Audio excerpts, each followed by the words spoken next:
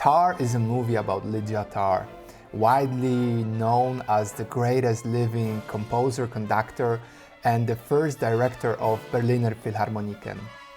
The whole movie is filled with so many interesting information about music, composers, about the process of preparing the orchestra performance, but also there is a great plot about the main character. So if you haven't seen it, please do. It's really worth watching.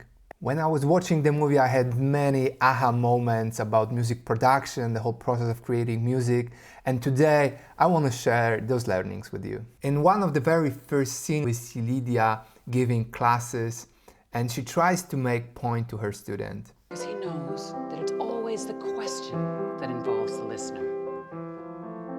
It's never the answer. Okay, so I have this riff.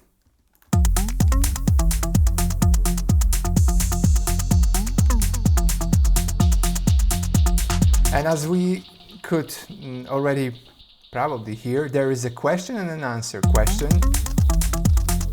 question, and answer.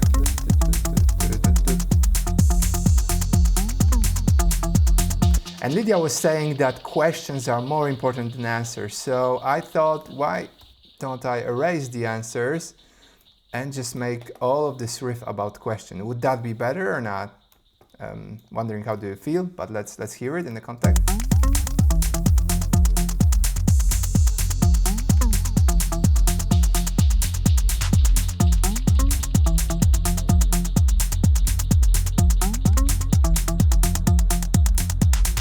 And with question answers.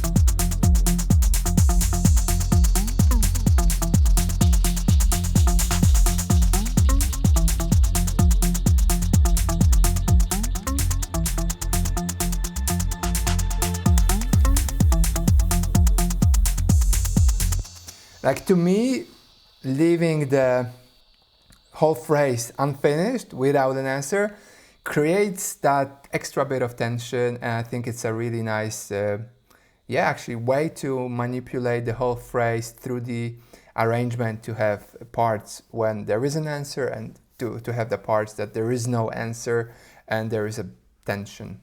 I was explaining this concept in more detail. The link is at the top. I wanted to show this concept of question and answer on a different example as well. So here I have this riff.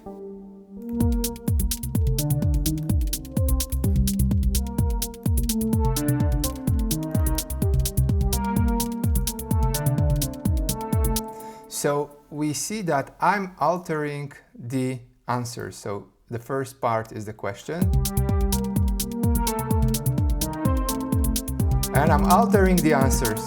So try to listen what part will sound better. This one, when I'm altering the answers, so this part, I'm changing the notes, or this one when I'm altering the question. So here is this question, these 4 notes, and I'm altering them. So here are different versions of this question. So first, questions, different answers, different questions. Listen and let me know in the comment which one sounds better to you.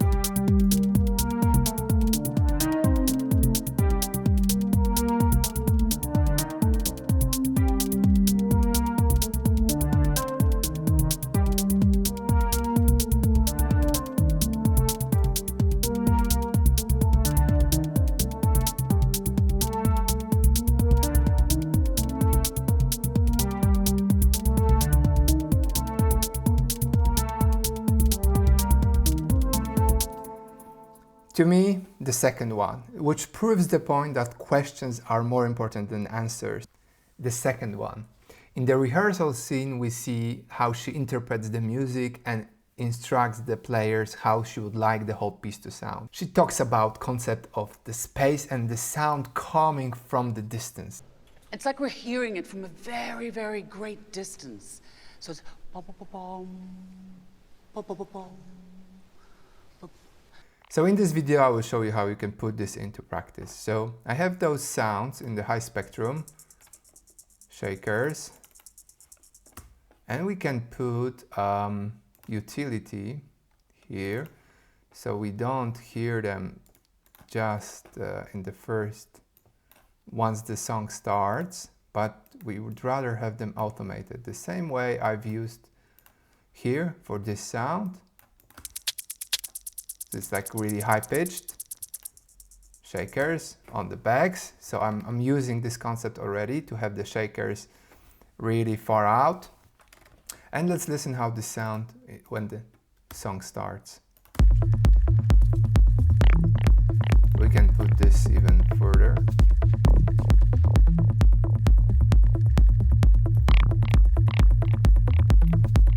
Yeah, so when we put stuff far out, we automate them, it just makes the whole thing more alive and have this depth which she was telling us about.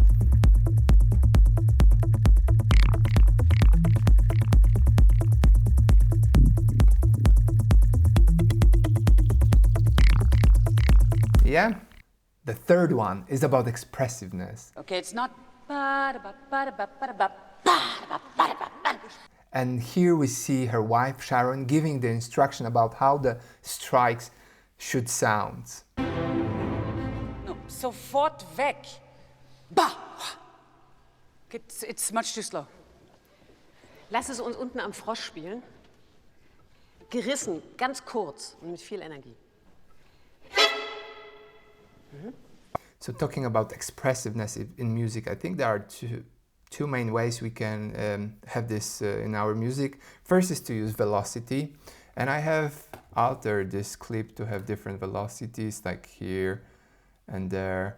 So it's already a bit of like expressiveness, like emphasizing certain notes, but also using automation. And let's use the automation, for example, on filter.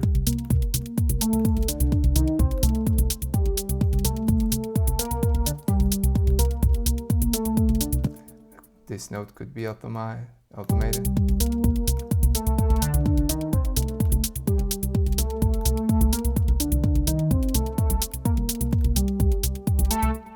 Yeah, or the endings of the notes.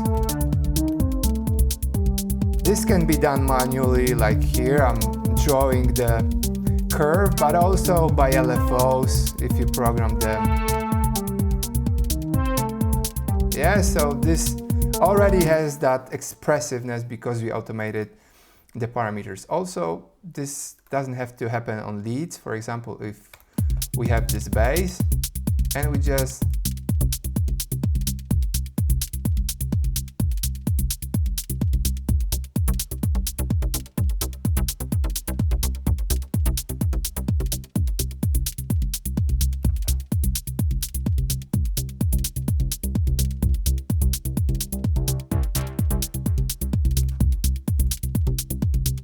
this can be done even on effects, for example. Yeah, so automating the dry wet.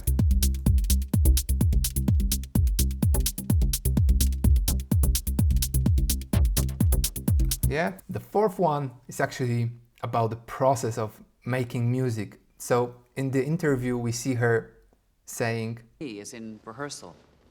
It's never in performance. her discovery process takes place on the rehearsal, and we can think of this in the way as we music producers, we are really into discovery phase when we're creating music. Sometimes it's really about like having a strong vision, but most often is about like discovering how this sound would react, how this piece would react if I would add or subtract this element. Thing to have in mind here is something that we really are experimenting with sound, experimenting with music, and putting the best ideas, best results into the piece. So in summary, there is a lot of value hidden in this movie, in all those lessons, in the plot. And if you haven't seen that movie, like I highly recommend it to you.